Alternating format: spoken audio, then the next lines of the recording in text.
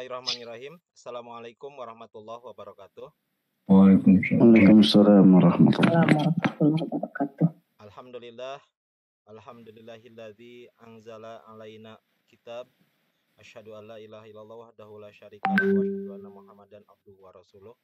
Allahumma shalli ala sayyidina Muhammad wa ala alihi washabihi wasallam. Alhamdulillah, puji dan syukur kita panjatkan kehadirat Allah Subhanahu wa taala pada malam hari ini kembali bisa bersilaturahmi dan bersilaturahmi dengan Bapak Ibu sekalian dan termasuk juga dengan narasumber kita Al-Mukarram Profesor Dr. Haji Dindin Solahuddin. Pada kesempatan malam hari ini kita akan melanjutkan kembali kajian Kitab Kuning, Kitab Ad-Da'wah Al-Islamiyah karya Syekh Muhammad Al-Ghazali yang melanjutkan pembahasan sebelumnya ya berkaitan tentang kehilafahan Bani Utsman di Turki. Untuk itu kita mulai pengajian pada kesempatan malam hari ini dengan membaca basmalah. Bismillahirrahmanirrahim.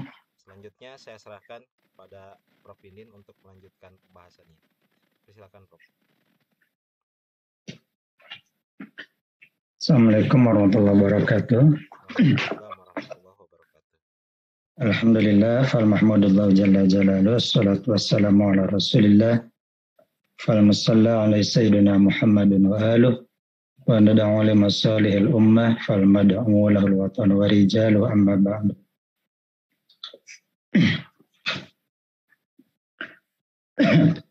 Allahumma rizukna fahman nabiyyin wa ibzal mursalin wa ilhamal malaikatul muqarrabin birahmatika ya arhamar rahimin. Allahumma alhimna ilman nafqahu bi awamiraka wa nawahiyak warzuqna fahman na'lamu bi kaifa nunajika ya arhamar rahimin. Sekarang ini subjudul Al-Utsmaniyun wal Arab wa da'wah al-Islamiyah atau Al-Atraq ya. Ya. Al-Atraq wal Arab wa da'wah al-Islamiyah. Al-Atraq ini adalah orang-orang Turki. Dalam judul yang baru ini Al-Utsmaniyun, yaitu para pimpinan Daulah Utsmaniyah ya. Ya memang Daulah Utsmaniyah ini, Pak Utsman ini pendiri Daulah Utsmaniyah ini orang Turki ya. Sehingga di sini perlu dibahas hubungan antara Turki sebagai yang non-Arab dengan bangsa Arab dari Jazirah Arab termasuk dari Mesir ya. Mesir meskipun sebetulnya Afrika tapi itu identik dengan Arab ya.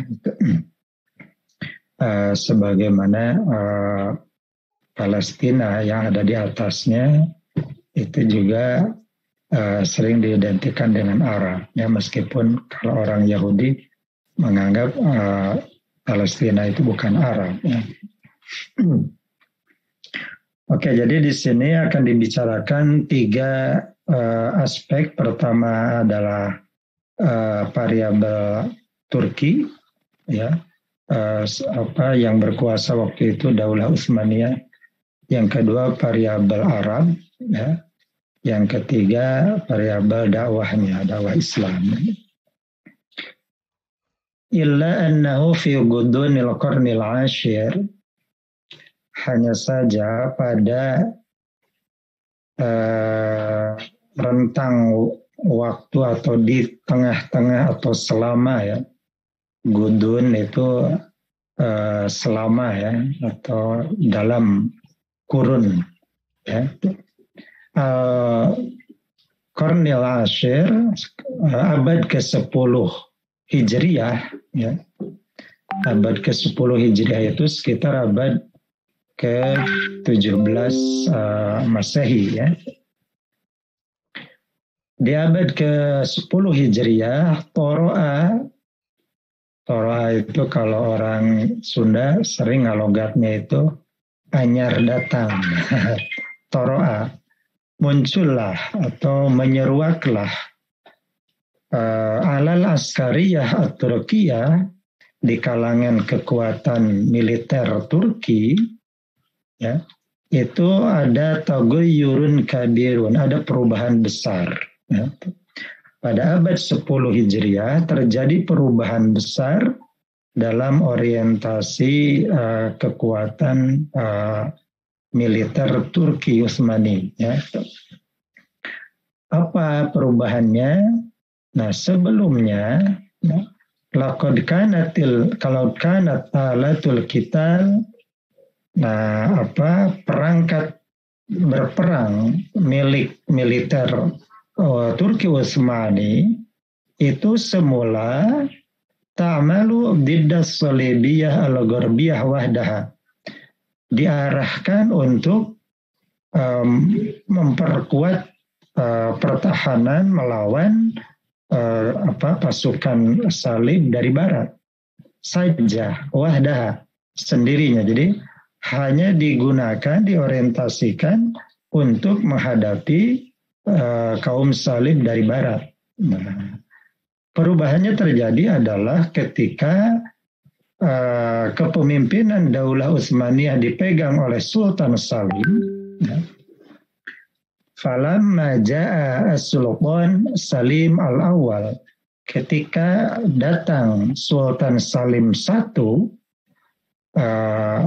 memegang tampuk pemerintahan Daulah Utsmaniyah, qarrara, Sultan Salim menetapkan antakhda'a baqiyatul ajnasil islamiyah lil unsurit Turki. Ditetapkanlah sebagai keputusan kebijakan pusat Daulah Utsmaniyah bahwa seluruh jenis bangsa selain Turki, dari bangsa-bangsa yang merupakan unsur-unsur pembentuk masyarakat Muslim atau kekuasaan Islam waktu itu, yang selain Turki berarti di sini langsung yang pertama adalah bangsa Arab maksudnya. Baik itu bangsa Arab, bangsa Persia, bangsa Afrika yang merupakan komponen masyarakat pemerintahan atau daerah-daerah kekuasaan Daulah Utsmaniyah yang berbasis Islam itu diharuskan antakhda'a, untuk tunduk, untuk patuh, ya, mengikuti kebijakan lil unsur at-Turki, elemen bangsa Turki dari umat Islam waktu itu. Jadi ditetapkan kebijakan Daulah Utsmaniyah dari pusat bahwa seluruh yang non-Turki itu harus mengikuti kehendak Turki dalam pemerintahan Daulah Utsmaniyah ini. Wa kana Salim baldishan fatikan mus'ir hurub, ya, itu Sultan Salim ini adalah seseorang yang batis itu yang suka menyerang, ya, suka menyergap, ya.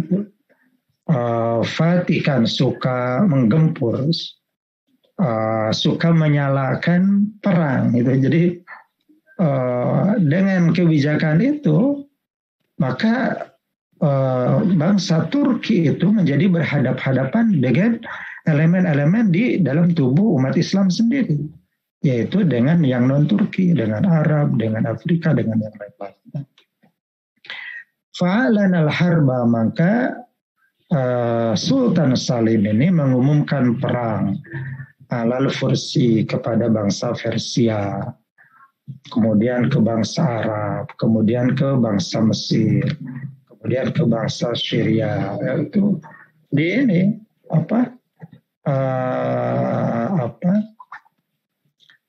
diumumkan perang. Jadi ini bahkan berhadapan dengan kawan sendiri dari dalam, secara internal, sebagai bagian dari pemerintah umat Islam waktu itu. Jadi yang tadinya mengarah pasukan militer ini ke barat, ke Eropa, ke menghadapi pasukan salib, sekarang malah menghadapi bangsa-bangsa lain, atau di sini disebut jenis lain, maksudnya tadi Arab itu ya, Mesir dan lain-lain. Wa kana nasru halifahu, ya. Dan kemenangan atau keunggulan pihak Sultan Salim itu sebagai sumpahnya. Artinya dia itu bersumpah ingin unggul melawan, menghadapi Arab, menghadapi yang lain. Padahal Islam itu kan cikal bakalnya dari Arab, ya. Tapi gimana ini malah sekarang ingin dia lebih unggul, lebih menang, ya, dibanding dengan Arab yang sebagai karuhun Islam, ya. Wasara'at jaziratul Arab ila sulhi ma'ahu, ya. Kemudian bersegeralah itu kepulauan Arab, jazirah Arab itu menyatakan rekonsiliasi, yaitu menyatakan berdamai, menyatakan tunduk, menyatakan ngikut ke Turki, karena daripada diserang, ya, maka mengikuti saja gitu. Walam yantahi hadzal qarnu, belum lagi habis abad ke-10 itu, hatta kanatil ummatul islamiyah takriban tamshi tahta rayatit Turki. Belum genap lagi abad ke-10 ini mencapai akhir tahunnya, akhir ujung abadnya. Kanatil ummatul islamiyah tamshi tahta rayatil Utsmaniyin, tahta rayatit Turk. Nah, itu. Jadi masyarakat Islam secara keseluruhan, baik itu yang ada di daerah Turki, daerah Jazirah Arab, daerah Afrika, itu semuanya berada di bawah panji Daulah Utsmaniyah. Semua tunduk ke sana. Semua mengikuti dekret-dekret yang dikeluarkan oleh Istanbul, ya, Ta'limat min Istanbul. Jadi semua tunduk ke pusat, ke Turki. Dan kita, kata Syekh Ghazali, nuridu an-nadrusa, kita ingin mempelajari, ya, hadza taghayyur al-kabir, perubahan yang besar ini dengan di bawah naungan, maksudnya ala dhawid da'watil islamiyah, artinya dalam konteks dakwah Islam. Jadi di bawah naungan dakwah Islam itu maksudnya kita mempelajari perubahan besar ini dalam kekuatan Daulah Islamiyah ini, yang tadinya hanya menghadapi Barat, sekarang menghadapi bangsa atau jenis-jenis lain dalam kekuatan tubuh Islam sendiri, masyarakat Islam sendiri. Nah, ini kita pelajari ini apa sebetulnya keuntungannya kalau ada untuk dakwah, apa kerugiannya kalau ada untuk dakwah, apa dampak-dampaknya untuk dakwah. Itu yang akan kita coba pelajari, ya. Inna minal mukabaratil jahilah inkarat tabi'ah al-arabiyah lil Islam. Inna inkarat tabi'ah al-arabiyah lil Islam minal mukabarah al-jahilah. Nah, itu. Sesungguhnya ini khobar inna didahulukan. Khobar inna itu adalah minal mukabarah al-jahilah.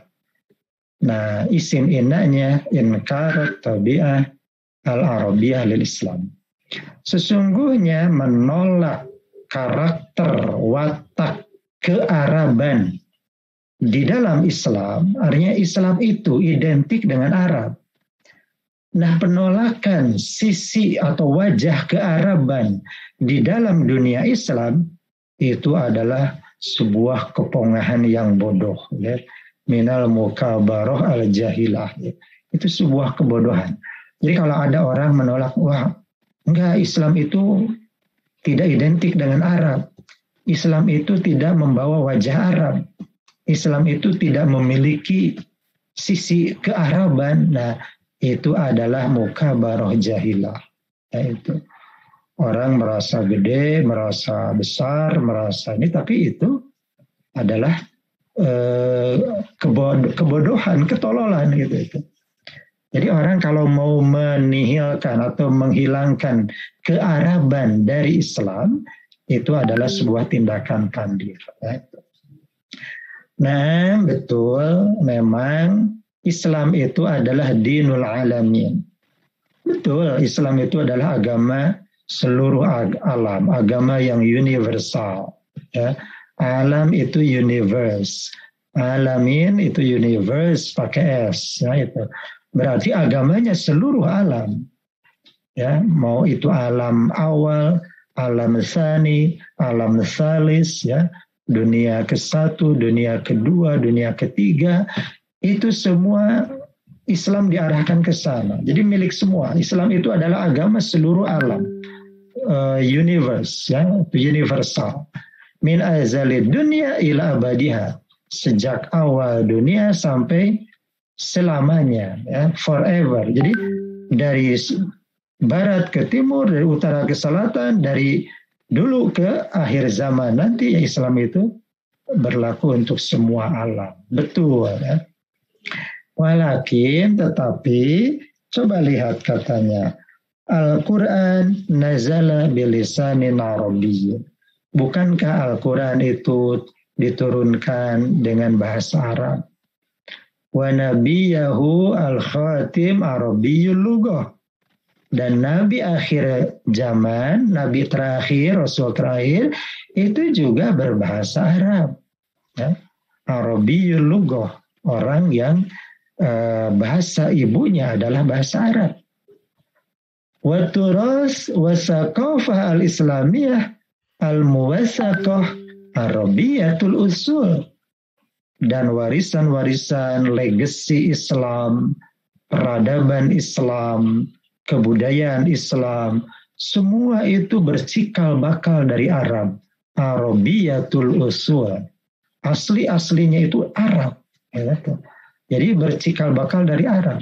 Sekarang kalau kita ada misalnya peradaban kaligrafi, peradaban apa, semua ilmu itu, ilmu-ilmu yang keagamaan Islam itu dari Arab semua, karena kitab sucinya Arab. Jadi meskipun Islam itu agama seluruh alam, ya, tetapi tetap saja kearabannya tidak bisa dipisahkan dari Islam. Walam yantahi hadzal qarnu, bukan, inna wabadihun, ya, wabadihun annal arubah allati tuakkiduha laysat arubatul jildi, laysat arubatal jildi awidam. Dan jelas, ya, badih itu jelas, annal arubah, bahwa kearaban atau Arabisme, ya, allati tuakkiduha, yang memperkuat peradaban Islam tadi, ya, itu bukanlah kearaban dari aspek kulit manusia atau darah manusia. Jadi bukan orangnya, Arabnya, ya. Jadi bukan masalah kulit Arab yang mungkin kalau yang Arab kotanya putih, Arab Baduinya hitam, negro, atau darah Arab. Nah, bukan itu. Jadi kearaban Islam itu bukan dari aspek biologisnya. Innaha arubatul lughah. Sesungguhnya kearaban Islam itu adalah kearaban dari segi semantiknya, dari segi bahasanya, bukan dari segi genetiknya. Falau anna Australia atau Amerikia atau Urubian aslama wa ta'arraba wajada fi lugatil Islam ar-rasmiyah faqad asbah Arabiyan wa ma yaglibu Hashimi wala Absyami. Dan ketika andai orang Australia, orang Amerika, orang Eropa masuk Islam, kemudian dia ta'arroba, jadi berarab itu maksudnya melakukan perubahan-perubahan pribadi, mengikuti kearaban, jadi berarab-arab ria itu ta'arroba. Ya. Wajada wa ajada, sebenarnya di situ ada alifnya. Wa ajada, bukan wajada tapi ajada. Ajada itu artinya terampil, ya. Bisa melakukan. Wa ajada fi lugatil Islam, dan dia menjadi bagus, menjadi terampil dalam bahasa Islam ar-rasmiyah yang resmi, yaitu bahasa Arab. Faqad asbaha Arabian, maka dia telah menjadi seorang Arab. Gitu. Jadi orang Australia, orang Amerika, orang Eropa, kalau dia masuk Islam, kemudian berusaha mempelajari Arab, ya, mempelajari Quran, mempelajari hadis yang berbahasa Arab, sehingga dia terampil berbahasa Arab yang resmi, maka dia itu sudah menjadi orang Arab, meskipun dia bukan darah Arab. Secara genetik dia bukan orang Arab, tetapi secara semantik dia adalah orang Arab, karena dia berkomunikasi menggunakan bahasa Arab dan memahami teks-teks wahyu yang berbahasa Arab. Gitu. Dan mungkin dia tidak akan kalah kearabannya itu, ya, daripada keturunan Hashim, keturunan Absyam, atau dari yang lain-lain. Jadi dia bisa jadi dari segi komunikasi berbahasa Arabnya atau pemahaman teks-teks berbahasa Arabnya itu bisa lebih baik daripada orang Arab sendiri. Gitu. Wa qad sallamat al-ummatul islamiyah azimataha lirijalin ajim al-manbat barazu fi ulumiddin wal lugha. Dan umat Islam qad sallamat, telah menyerahkan, ya, pokok-pokok keislamannya, hazanah wahyunya kepada siapa? Lirijalin a'ajim, kepada orang-orang ajam, yaitu kepada orang-orang non-Arab. Ya. Jadi umat Islam sendiri sedang mempercayakan pengembangan wahyu dan syariat dan peradaban Islam itu kepada orang-orang non-Arab yang ajam, ya, itu lirijalin ajimil manbat, jadi orang yang tumbuh dari daerah-daerah non-Arab. Barazu fi ulumiddin wal lugha, mereka muncul dan mempelajari ilmu-ilmu agama dan bahasa Arab, ya. Wa zawat qiyadaha an Arab qassaru fi hadhil madin, dan dia mengambil estafeta kepemimpinan atau keulamaan atau kesarjanaan, ya, keahlian, ekspertis, ya, dalam hal ilmu agama, bahasa juga, itu mereka lebih unggul dari orang-orang Arab sendiri yang qassaru fi hadhil mayadin, yaitu orang-orang Arab sendiri yang dia qassaru itu kan sebetulnya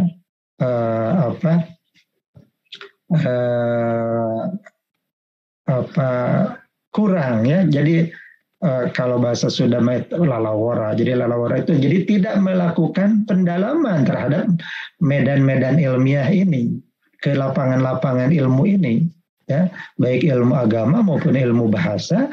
Sedang orang Arabnya sendiri tidak mempelajarinya dengan baik, ya. Makanya tidak heran kalau ada kitab, ya, yang ditulis oleh Imam Nawawi Al-Bantani itu lebih bagus, lebih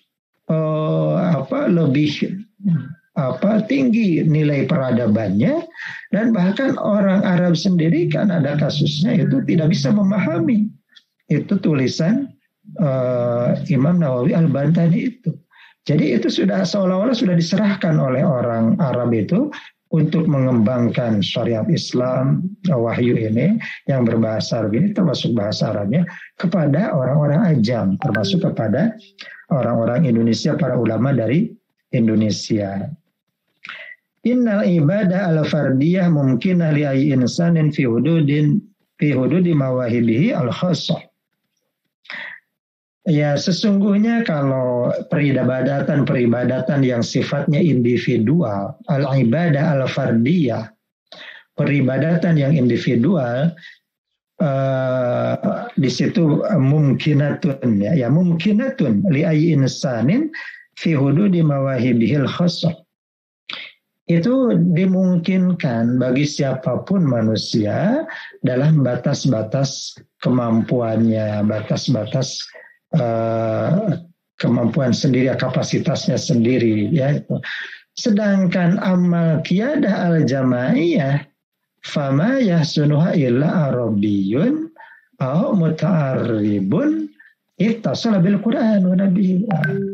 Sedangkan kepemimpinan sosial, kepemimpinan yang sifatnya jama'i, organisasi, maka tidak bisa dengan baik menunaikannya, memegangnya, ya, yahsunuha, tidak bisa dengan baik menunaikannya, mengendalikannya, illa arabiyun, kecuali orang Arab, atau muta'aribun, atau orang yang belajar Arab, ittasala bil Quran, yang terkait, yang terkoneksi langsung dengan Al-Quran, wa nabihi, dan nabinya sallallahu alaihi wasallam, wa salafil ummah al-kibar, dan masyarakat salaf yang besar-besar, tokoh-tokoh masyarakat salaf.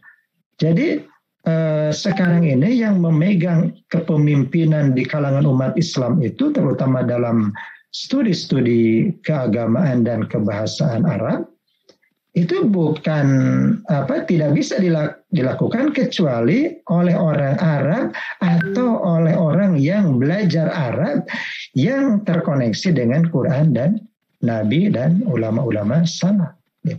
Jadi meskipun orang Arab, kalau dia tidak terkoneksi dengan Quran, artinya tidak banyak mempelajari Quran, tidak terkoneksi dengan Nabi, artinya kurang mempelajari sunnah Nabi, ya, hadis, kurang mempelajari hazanah keulamaan dari para ulama-ulama salaf, ya orang Arab sendiri ya tidak bisa apa-apa. Jadi tidak bisa memainkan peran-peran kepemimpinan dalam hal keilmuan dan peradaban Islam. Wal akhdhu anil Quran was sunnah darajatun saniyatun. Wal akhdhu, dan mengambil, mempelajari Al-Quran dan Sunnah, jadi mengambil suatu ilmu, menjelaskan suatu ilmu, memahami suatu ilmu, mengembangkan suatu ilmu dari Quran dan Sunnah, itu adalah darajatun saniyatun, derajat yang mulia, derajat yang tinggi, la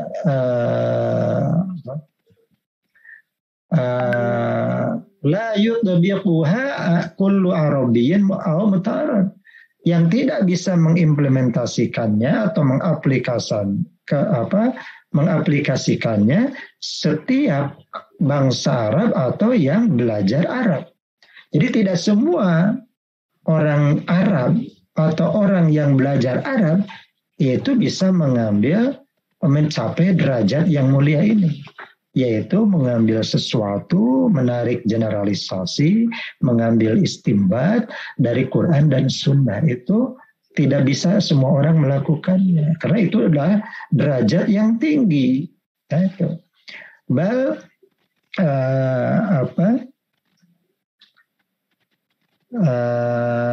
yarashahulah al-alam as-sabiqun.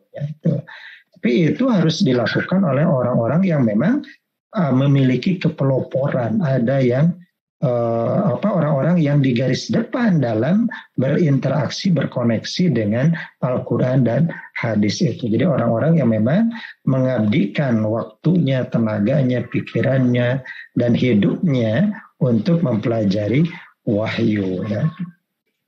Walaysa hadzal hukmu khassan bi qiyadatil ummah fi majalil adab wal ilm. Dan soal ini atau nilai ini tidak secara khusus berlaku untuk soal kepemimpinan masyarakat dalam bidang peradaban dan keilmuan. Ya. Jadi bahwa kepemimpinan itu ada syarat-syarat kapasitas dan otoritas yang tadi itu bukan hanya di medan ilmu dan peradaban saja, bal huwa syamilun limajalatis siyasah wal hukmi. Tetapi itu juga mencakup bidang-bidang politik, bidang-bidang hukum, bidang pemerintahan. Ya. Oleh karena itu kita mengatakan begini, innal Arab, sesungguhnya orang Arab, ya, hum dimagul Islam wa qalbuhu. Ya. Innal Arab, sesungguhnya Arab, ya, bukan orang ya, tapi Arab ya. Innal Arab, sesungguhnya Arab ini sebagai tadi jenis itu ya, jenis Arab. Mereka itu adalah dimagul Islam wa qalbuhu. Mereka itu adalah otaknya Islam. Dimag itu otak, tapi sebetulnya otak barangnya. Gitu. Otak bukan potensinya. Jadi kalau kita dalam tubuh kita ini ada yang bernama otak, yang suka digoreng itu kalau otak sapi atau otak apa, nah itu dimag ya. Nah itu otaknya Islam itu ya Arab. Wa qalbuhu, dan hatinya Islam itu ya Arab. Memang betul. Kita mengatakan begitu ya itu. Jadi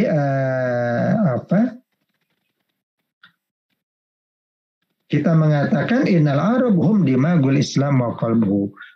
Wa qad kana 'alal Utsmaniyyin wa qad kana 'alat Turk atau 'alal Utsmaniyyin, ya. Dan itu ada di bangsa Turki, ya. Di bangsa dinasti di Daulah Utsmaniyah ini qad qarraru qiyadatal alam al-islami ajma'. Ya.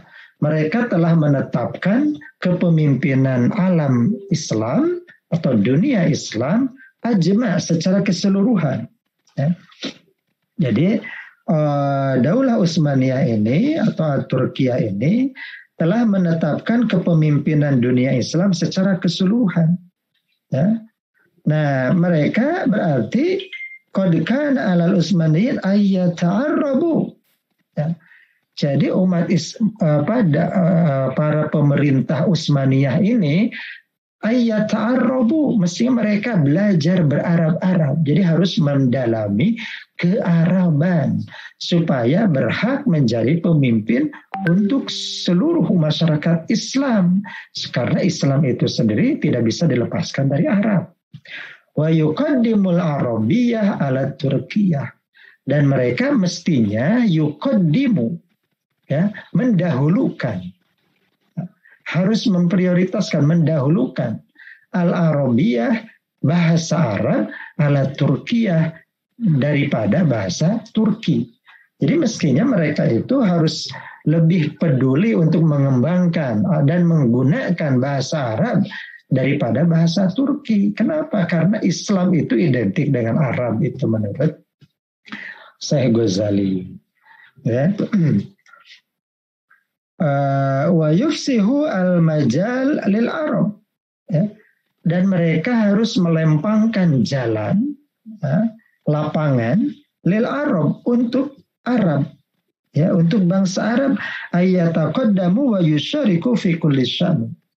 Jadi mereka mestinya melibatkan orang-orang Arab untuk maju dan berserikat, bekerja sama dengan bangsa Turki dalam berbagai urusan. Jadi bukannya diperangi, bukannya dihadapi berhadap-hadapan, tapi harus dirangkul, diajak bareng. Kenapa? Karena orang Turki tidak bisa mengembangkan Islam, tidak bisa memimpin masyarakat Islam tanpa ada penghayatan atau penguasaan yang baik terhadap kearaban tadi. Walakin alladzi hadasa ghairu dzalika, sayangnya apa yang terjadi berbeda dengan itu. Jadi mestinya tadi orang Turki itu, pemerintahan Turki ini melibatkan Arab dan lebih mengerti Arab, ternyata faktanya tidak begitu. Apa yang terjadi tidak seperti itu. Wa faqad ta'assaba Turk lilughatihim wa jinsihim. Nah, itu. Orang Turki ini, pemerintahan Turki Utsmani ini, mereka fanatik, ta'assaba, ya, mengidap asobiyah, ya, jadi fanatik terhadap apa?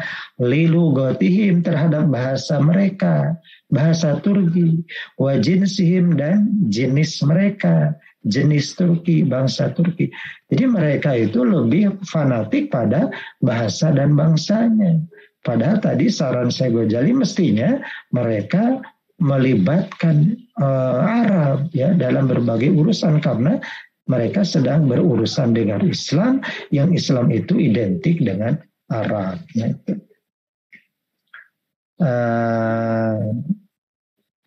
Walamma kana al-Islam la yumkin ayatatarrak wa turk la yuriduna ayata'arabu. Nah, itu ketika Islam tidak mungkin diturkikan, ya, tidak mungkin Islam disulap menjadi versi Turki, bukan versi Arab. Misalkan Al-Quran tidak bisa diturkikan begitu saja, ya. Hadis-hadis tidak bisa diturkikan begitu, hanya bisa sebatas diterjemahkan. Tapi kan tidak bisa diklaim bahwa memang Al-Quran itu turun dalam bahasa Turki, itu nggak bisa. Hadis juga disampaikan oleh Rasul dalam bahasa Turki, itu nggak mungkin. Jadi la yumkinu ayyutatarraq, ya. Jadi Islam itu tidak mungkin diturkikan. Wa turku la yuriduna ayyata'arabu, dan orang-orang Turki tidak mau mengubah diri menjadi seperti orang Arab, dengan belajar bahasa Arab, dengan berkomunikasi dengan bahasa Arab, dengan mempelajari naskah-naskah berbahasa Arab, mempelajari syariat dari sumber aslinya bahasa Arab, ya. Dan mereka tidak mau. Wah, disinilah terjadi masalah. Faqad waqa'at fajwatun bainal hukmi wal ummah. Maka terjadilah gap yang menganga antara pemerintah on the one hand di satu sisi, wal ummah, dan rakyat dan masyarakat di sisi lain. Jadi terjadi gap. Jadi tidak bisa nyambung ini antara umat Islam dengan pemimpin Islam, yaitu Daulah Utsmaniyah. Inilah awal masalah antara di dalam tubuh Daulah Utsmaniyah. Dan seterusnya, ini gap ini dari gap secara akidah, gap secara syariah, itu menjadi menyulitkan pemerintahan Daulah Utsmaniyah, gitu. Karena tidak mau mendalami bahasa Arab dan tidak mau menggunakan bahasa Arab sebagai bahasa resmi pemerintahan Daulah Utsmaniyah. Di alinea berikutnya, inna lil quwwatil ashkariyah fi nazril Islam wazifah muhaddadah. Sebetulnya di dalam pandangan syariat Islam, yaitu dalam pandangan Islam, militer itu memiliki wazifah muhaddadah, tugas yang terbatas, yaitu dia kasrul udwan wa man'ul fitnah. Tugas militer itu adalah untuk menundukkan musuh, ya, dan mencegah terjadinya kekacauan. Itu tugasnya askar. Nah, tapi ternyata di Turki itu terjadi, mungkin kalau di kita mah dulu ada semacam fungsi ABRI, kayak gitu, ya. Jadi masuk ini militer ini ke ranah-ranah sivil, ya. Sehingga timbullah masalah itu. Apalagi ketika militer masuk ke ranah syariah, ke ranah keagamaan, itu menjadi masalah, ya. was-sahaba al-awwalun indama qatalur rum wal furs, ya. Dan para sahabat generasi pertama ketika mereka menyerang Romawi dan Persia, ya. Dulu ketika mereka menyerang Romawi dan Persia, wa fakku asar syu'ub al-aniyah fi sujunihim syara'u li fawrihim yu'allimuna al-Islam, ya. Dulu ketika para sahabat pertama waktu di Khulafaur Rasyidin, kemudian di awal-awal Bani Umayyah itu, ya, ketika para sahabat itu melakukan serangan atau penaklukan, ya, untuk ekspansi Islam, dakwah Islam ke barat, Romawi ke timur, ke Persia, itu begitu mereka berhasil mengatasi atau menaklukkan mereka, itu hal yang pertama dilakukan adalah yu'allimunal Islam. Mereka mengajarkan Islam dengan bahasanya, yaitu bahasa Arab, ya. Wa ya'ruduna usulahu wa furu'ahu wa lugatahu. Mereka menyajikan kepada masyarakat yang baru diislamkannya itu, yaitu pokok-pokok ajaran Islam, cabang-cabang ajaran Islam, bahasa Islam, itu diajarkan. Nah, ini tidak dilakukan oleh Turki Utsmani. Kenapa? Karena mereka lebih fanatik dengan bahasa Turkinya, dengan bangsa Turkinya, ya. Amal Utsmaniyun, maka di alinea berikutnya, amal Atraq, adapun Turki Utsmani, fa innal mutaba'ah al-ilmiyah kanat tanqusu tafawuqahum al-askari, maka follow up, ya, mutaba'ah, tindak lanjut al-ilmiyah, keilmuan. Jadi tindak lanjut keilmuan maksudnya setelah menaklukkan suatu daerah, maka follow up berikutnya adalah al-ilmiyah, yaitu tadi yu'allimuna al-Islam wa ya'ruduna usulahu wa furu'ahu wa lugatahu. Itu teredam atau terkurangi, ya, tunkosu, ya, terkurangi, terreduksi oleh apa? Oleh kepentingan militer. Jadi mereka lebih didominasi urusannya, waktunya, perhatian dan segala macam untuk urusan militer. Sehingga begitu menaklukkan suatu daerah, itu yang dipentingkan adalah bagaimana pengembangan kekuatan militer di situ, bukan pengajaran Islam dengan segala aspeknya itu, ya. Itu dari sinilah kesalahan Turki itu. Indama radda Abu Ubaidah al-jizyah ila Nasara Hams, ya, di alinea berikutnya, itu bukan inma, ya, tapi indama, ya, itu ada kesalahan cetak, ya, Wes. Itu indama bukan inma, ya, itu kehilangan dal, itu, ya. Indama radda Abu Ubaidah al-jizyah ila Nasara Hams, ya. Ketika Abu Ubaidah Abu Ubaidah itu salah satu sultan di Turki Utsmani ini mengembalikan upeti, ya, jizyah, dikembalikan kepada siapa? Ila Nasra Homs, kepada masyarakat Nasrani di daerah Homs, ya. Homs ini Homs, ya, itu adalah sebuah kota di daerah Syria, ya. Di situ didominasi oleh masyarakat Kristen. Nah, masyarakat Kristen itu sebagai kafir zimmi, mereka membayar jizyah kepada pemerintah Turki Utsmani, tetapi itu dikembalikan oleh Abu Ubaidah, ya. Dikembalikan kepada masyarakat Homs itu di Syria itu. Nah, itu ketika dikembalikan itu ajibu min tasarrufi hadzal hakim al-jadid, ya. Jadi masyarakat Nasrani Homs itu merasa kagum, ajibu, ya, merasa kagum, salut. Bagaimana cara pemerintah yang baru ini mengelola pemerintahan. Min tasarrufi hadzal hakim al-jadid. Pemerintah yang baru ini mengelola pemerintahan. Ya.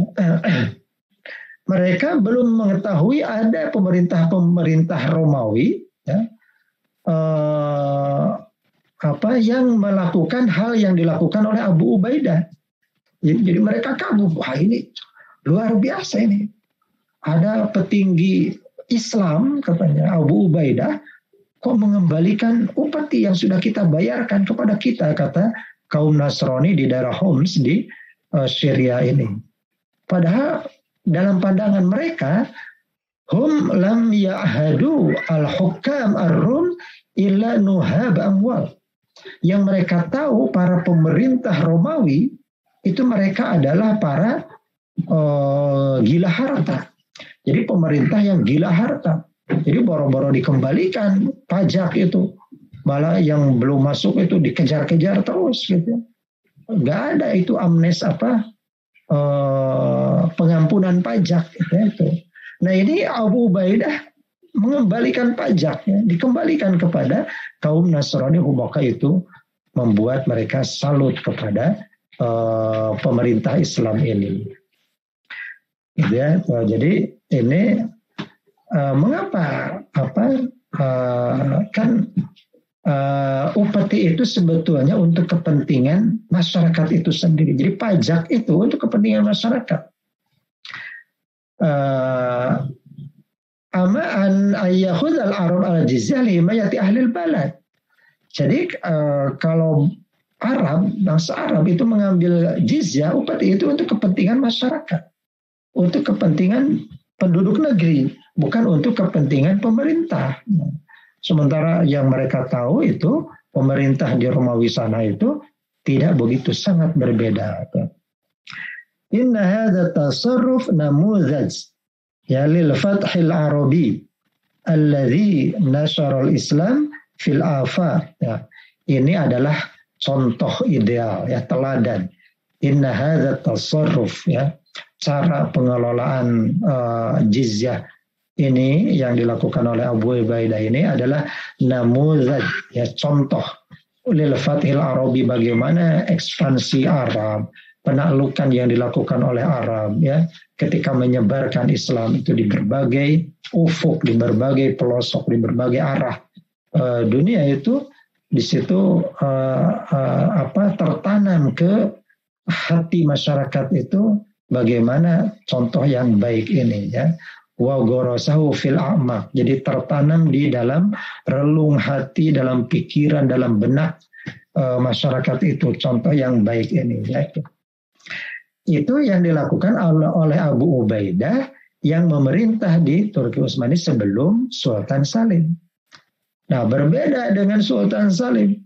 Amma Sultan Salim al-awal, adapun Sultan Salim yang pertama, faqad abah al-Qahirah salasata ayyam li junudihi, yaitu maka telah membolehkan daerah Kairo untuk dieksploitasi oleh para pasukannya, oleh tentara-tentaranya selama 3 hari. Ada syukoh bainal maslakain, ya. Betapa jauhnya perbedaan atau gap antara dua jalan, dua cara yang ditempuh oleh dua pemimpin ini, yaitu Abu Ubaidah dan Sultan Salim ini.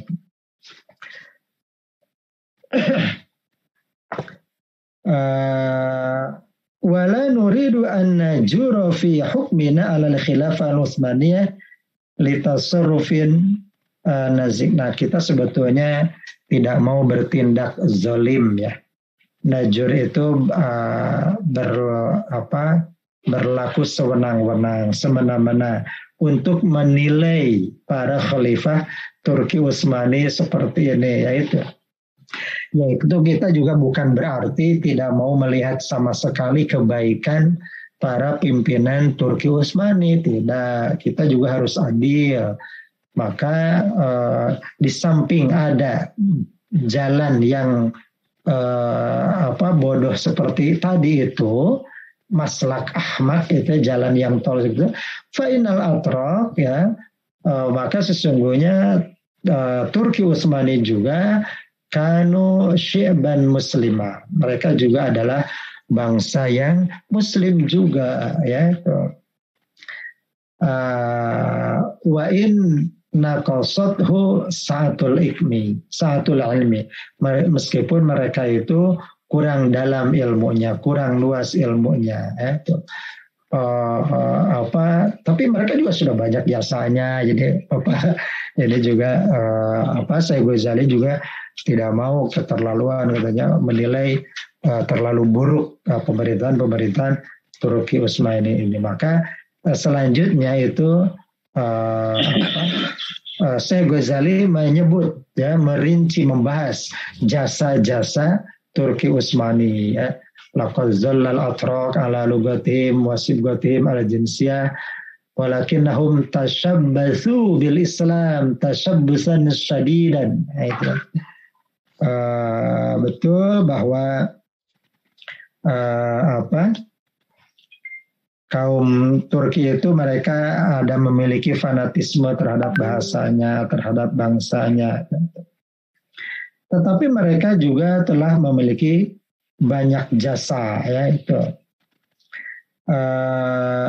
Fa'innal Utsmaniyun kanu fa'innal Utsmaniyun kanu wa'in bismillahirrahmanirrahim. Walakinnahum tashabbathu bil Islam tashabbusan syadidan fi hayatihimul khassah wal 'amah. Jadi tashabbasa itu berpegang teguh ya. Sehingga dikatakan walakinnahum, tetapi bangsa Turki juga, pemerintahan Turki Utsmani juga tashabbatsu bil Islam, mereka berpegang teguh dengan Islam, tashabbusan syadidan, dengan berpegang teguh yang erat, yang kuat, fi hayatihim, dalam kehidupan mereka, baik al-khassah, kehidupan private-nya, wal amah, dan kehidupan publiknya, sama mereka juga mengamalkan Islam. Maka di sini disebutkan jasa-jasanya, ribuan kitab dikarang pada zaman Turki Utsmani ini ya.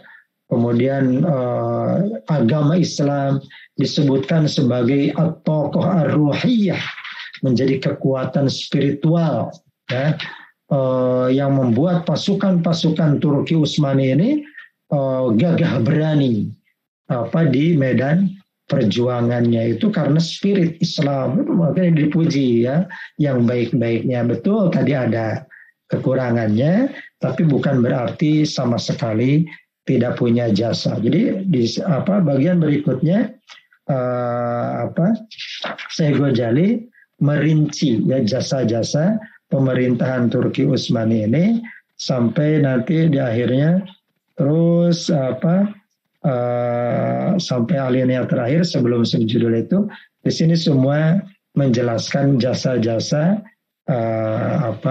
yang ditorehkan ya, dicatatkan oleh Turki Utsmani. Dan nanti di subbab berikutnya akan dibicarakan masa-masa akhir di kepemimpinan Turki Utsmani ini, untuk melihat kondisi dakwah Islam di akhir kepemimpinan Turki Utsmani. Mungkin sampai di sini dulu. Silakan kalau mau dikembangkan lebih lanjut. Baik, terima kasih Prof. Dindin yang sudah menjelaskan isi kitab Ad-Dawah Al-Islamiyah di bagian bab berkaitan tentang Turki Utsmani, bangsa Arab, dan juga dakwah Islam. Ini pembahasan yang sangat menarik. Wes belum di unmute. Oh iya. Ya. Baik, terima kasih Prof. Dindin. Pembahasannya sangat menarik ini ya, karena ini pembahasan yang berdekatan zamannya dengan periode terbaru umat Islam saat ini, pemerintahan Turki Utsmani, bagaimana mereka kemudian mengembangkan dakwah dan relasinya dengan bangsa Arab dan dunia Arab. Saya kira ini bisa dijadikan bahan untuk diskusi lebih lanjut. Silakan Bapak Ibu yang ingin memberikan tambahan, ingin memberikan komentar, ini bisa terbuka sehingga kita bisa memperkaya pembahasan berkaitan tentang dakwah pada periode ini. Maka persilakan, ada yang mau ikut berbagi? Ini ada pertanyaan dari Pak Bani Al-Jawami. Mungkin bisa untuk ini pertanyaan pertama, Prof. Assalamualaikum, saya setuju dengan apa yang Profesor sampaikan. Maaf mau tanya, Islam Nusantara itu sebuah metodologi atau apa? Mohon penjelasannya. Kemudian juga mohon penjelasannya tentang tradisi, adat atau sunnah yang bagaimana yang menjadi ibadah. Terakhir, apakah gamis Nabi itu ciri budaya Arab atau Islam? Nah, ini ada pembahasan yang lebih luas ya, Prof, dibandingkan dengan pembahasan yang tadi. Terima kasih Pak Bani sudah memberikan pertanyaan. Mestinya ini dijawab oleh Abani nih. Yang pernah di Mesir Abani itu kan. Gitu ya. Iya deh. Ini Abani ini putra guru saya di Ajawami. Baik. Silakan dijelaskan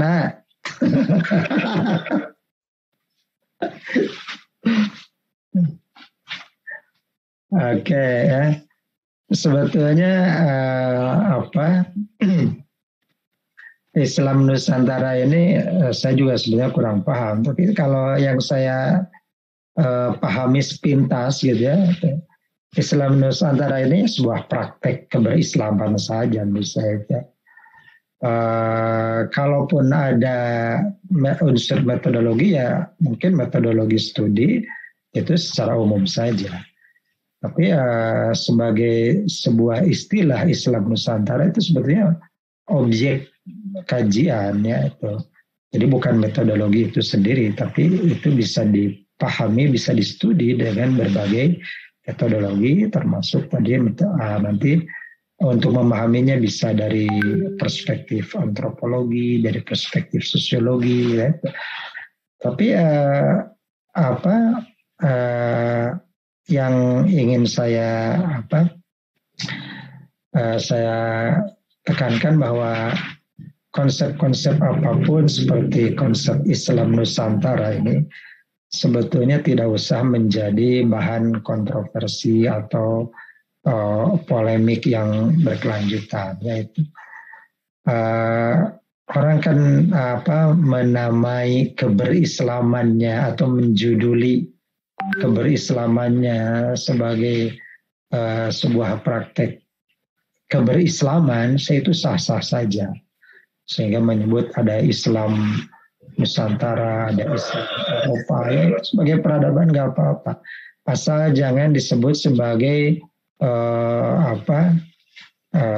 cabang Islam saja itu. Karena maksudnya cabang itu jangan dianggap sebagai sebuah versi Islam sebagai sebuah syariat gitu. Kalau sebagai sebuah praktek ya itu boleh-boleh saja. Gitu.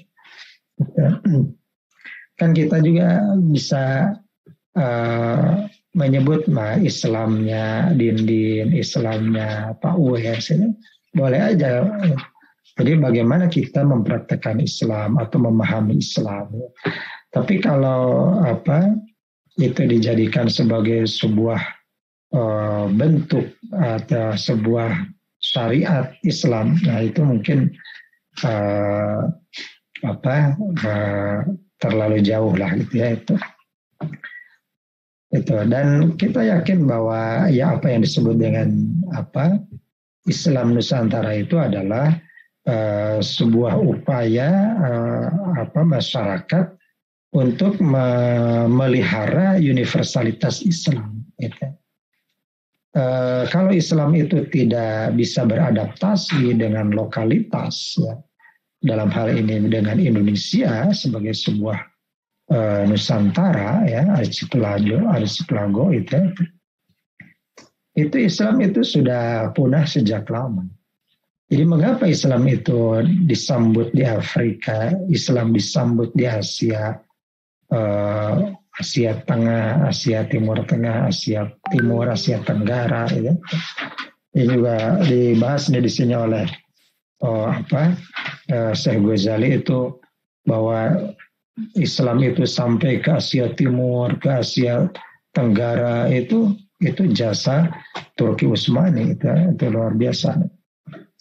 Nah itu karena Islam bisa berdialog dengan kandungan lokal, baik budayanya, peradabannya dan berbagai aspeknya. Jadi kalau disebut Islam Nusantara itu bagi saya yang terbayang yaitu gitu. Kemudian yang kedua itu tadi apa, Pak Us?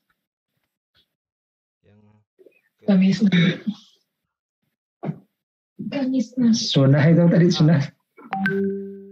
Tentang tradisi atau sunnah yang bagaimana yang bisa dianggap menjadi ibadah. Sekarang sedang ramai menghidupkan sunnah gitu. Oh iya. Yang sebetulnya dianggap sebagai ibadah, termasuk pakaian gamis itu termasuk sunnah Arab atau Islam gitu, kaitannya. Iya. Ya sunnah itu kan melekat dalam ibadah. Ya. Nah mungkin ibadah juga di sini maksudnya adalah ibadah mahdhah ya. Kan seperti sekarang misalnya kita sholat berjamaah itu adalah sebuah sunnah. Jadi sholat berjamaah itu adalah sebuah sunnah tradisi Rasul dan itu adalah sunnah hasanah. Nah kemudian di dalam sholat berjamaah itu barisannya lurus itu sunnah. Barisannya itu lurus itu sunnah. Ya. Kemudian barisannya itu rapat itu sunnah. Nah, yang dimaksud sunnah di sini apa? Sunnah Rasul itu maksudnya. Ya, di sini sunnah. Jadi sunnah seperti apa yang dianggap ibadah ya sunnah Rasul tentu. Ya. Jadi semua ibadah itu ada sunnahnya. Sunnah itu apa? Ya contoh-contoh dari Rasul itu. Nah jadi sunnah itu di sini maksudnya ada sunnah Rasul. Nah kita harus tahu bahwa sunnah ini ada dua. Ada sunnah Rasul, ada sunnah Allah. Ada sunnatullah, ada sunnatu Rasulillah. Ya. Nah sunnah Allah ini oleh para ilmuwan diterjemahkan sebagai natural law ya, atau hukum alam. Ya. Nah jadi sunnah Allah itu dalam kategori ilmiah adalah hukum alam. Nah sekarang dalam sunnah Rasul itu biasanya berjalin kelindan dengan sunnah Allah. Ya. Misalnya sunnah Rasul tadi sholat berjamaah itu barisannya lurus dan rapat. Nah itu ada penjelasannya dari sisi sunnatullah. Ya. Menurut sunnatullah itu lurus itu menunjukkan persatuan, kesatuan dan keistiqomahan, ya, kelurusan. Sehingga Rasul wanti-wanti kalau mau berjamaah itu sawu itu dari sawa itu artinya sama. Jadi sawu itu luruskan. Jadi bukan rapatkan ya, perintahnya itu luruskan. Jadi bukan saddu al-furaj, bukan begitu. Tapi sawu sufufakum, luruskan barisan Anda. Ya, nah, jadi ya sunnah yang pertama itu lurus. Ya, nah ini lurus itu tadi penjelasan sunnatullahnya di situ. Kemudian Kenapa sunnah Rasulnya rapat? Nah, karena menurut sunnatullah itu kalau tidak rapat itu akan diisi oleh setan katanya itu. Maka di sini adalah darul mafasid. Jadi supaya tidak diisi oleh setan maka dirapatkan barisan itu. Nah, itu sunnah Rasul ya itu. Maka supaya kita khusyuk, terjaga kehusuannya, tidak tergoda oleh setan, maka lurus dan rapat. Nah, kemudian sekarang datang ada variabel COVID. Nah, ada variabel COVID ini. Maka kita sekarang memilih ini. Apakah kita mau mengikuti sunnah Rasul, yaitu lurus dan rapat, atau kita mengikuti sunnatullah. Sunnah Allah tentang apa? Tentang virus. Ya. Jadi virus ini berlaku sunnatullah dalam virus ini. Apa sunnatullahnya? Virus ini bisa menular dalam jarak sekian meter. Ya, kalau jaraknya 2 meter atau semeter lebih, itu aman, tidak akan tertular. Nah itu sunnatullah itu. Nah maka hari ini para ulama lebih banyak untuk konteks hari ini saja, itu kita tunda dulu sunnah Rasulnya, yaitu rapat, dan kita ambil dulu sunnah Allahnya, yaitu kita mengamankan nafas kita, hifzun nafas, mengamankan nyawa kita dengan menjaga jarak. Ya itu. Maka soft sekarang diberi jarak dulu untuk sementara. Gitu. Jadi kita ada waktunya mengorbankan sunnah Rasul dan kita menaati sunnah Allah. Jadi tidak usah merasa rugi dengan tidak rapat barisan itu. Karena kita meninggalkan satu sunnah untuk berpindah ke sunnah yang lain. Dan mungkin sunnah Allah itu bisa lebih tinggi martabatnya daripada sunnah Rasul dalam konteks tertentu. Tapi dalam banyak kesempatan peribadatan, sebetulnya sunnah Allah dan sunnah Rasul itu selalu berjalin kelindan. Misalnya sunnah Rasul itu menghirup air ke hidung, ya istinsyak dalam berwudu. Itu sunnah Rasul. Sunnah Allahnya itu air yang masuk ke hidung itu bisa membawa turun virus-virus, bakteri-bakteri dari hidung bisa keluar. Itu sunnah Allahnya itu. Jadi itu hukum alam di situ berlaku. Jadi maka orang yang bagus dalam istinsyak itu jarang-jarang dia mengalami flu. Jarang-jarang dia sakit flu, pilek. Kenapa? Karena itu proses pembersihannya selalu rutin dilakukan dalam proses istinsyak. Ya. Orang yang membasuh telinganya, mengusap telinganya itu bagus dalam berwudu, itu jarang-jarang menderita sakit telinga. Kenapa? Karena di situ ada sistem pembuangan kotoran telinga melalui pembersihan telinga ketika berwudu. Jadi ketika kita memasukkan telunjuk kita ke dalam lubang telinga, itu akan terjadi di situ ada siklus ini. Peredaran angin, ya. Itu coba Anda rasakan ketika telunjuk ini masuk ke hidung, lalu dikeluarkan lagi, maka di situ ada arus angin, ya. Kemudian ada tiupan dari dalam keluar, yang itu dalam saat yang sama meniup kotoran-kotoran yang ada di telinga itu keluar. Jadi itu sebetulnya proses pembuangan kotoran dari dalam telinga itu ketika kita berwudu membersihkan telinga, mengusap telinga dengan air itu. Sehingga itu ketika cuping telinga ini kita usap, itu ada proses di dalam itu, di rongga telinga itu, proses pembersihan, proses conditioning itu luar biasa. Jadi semua gerakan semua anggota wudhu yang dibasuh, yang diusap, itu ada penjelasannya dari sisi sunnatullah, dari segi hukum alamnya itu ada penjelasannya. Maka semuanya memiliki makna buat tubuh kita, ya, buat kesehatan itu. Apalagi kalau cuma cuci tangan itu kan sekarang sangat dianjurkan cuci tangan itu. Tapi itu yang kecil-kecil itu jarang dipahami ya itu. Ketika ruku misalnya kita itu posisi jari kita di belakang betis kita ya itu tepat di urat saraf yang mengarah ke punggung kita, itu bisa menghilangkan sakit pinggang kalau kita tekan dari belakang dengan jemari kita dan telapak tangan ada di lutut kita ketika ruku. Dan mengapa ada tumanina?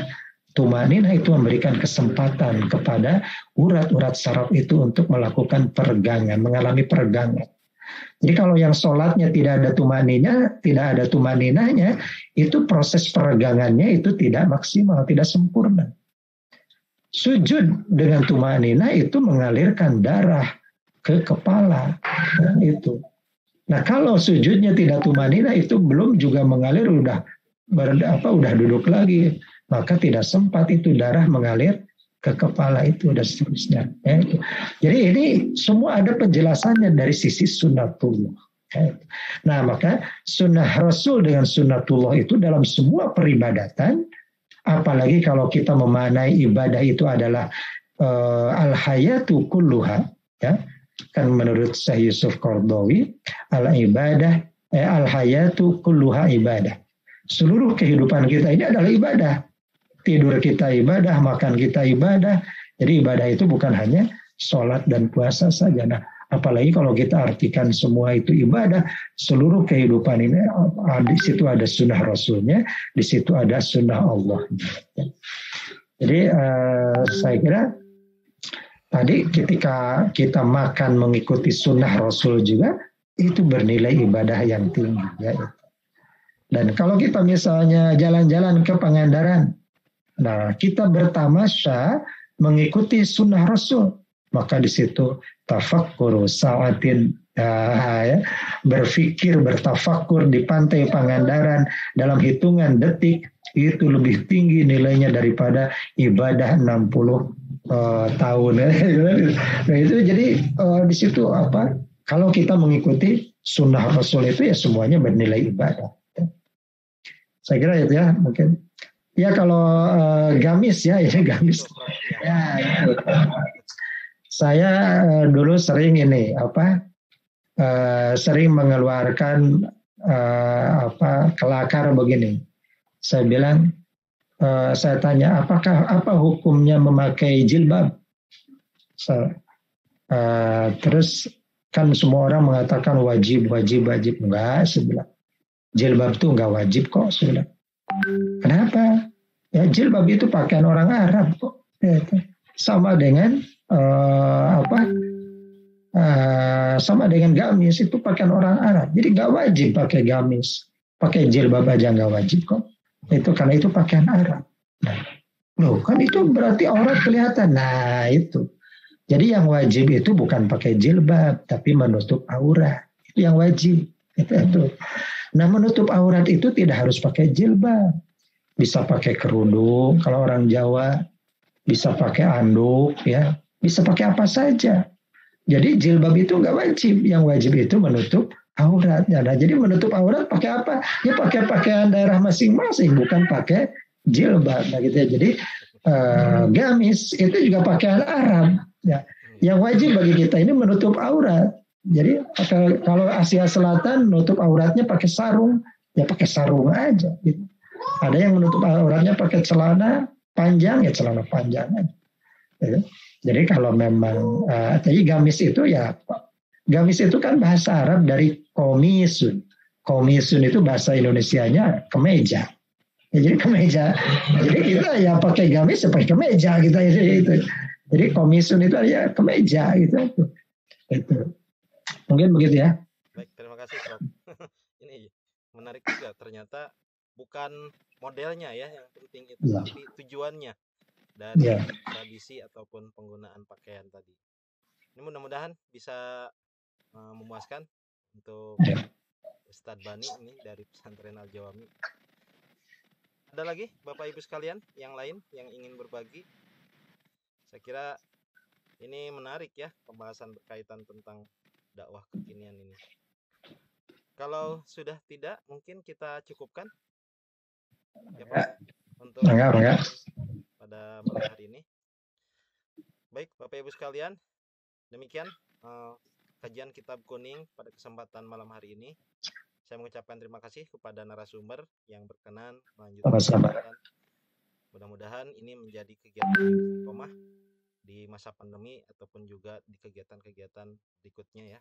Dan juga kepada DKM Masjid Iqomah Abah yang sudah memfasilitasi, serta Bapak Ibu jamaah sekalian, termasuk ada beberapa mahasiswa KPI yang ikut mengikuti kajian ini. Kita tutup pengajian pada kesempatan malam hari ini dengan membaca hamdalah dan kifaratul majlis.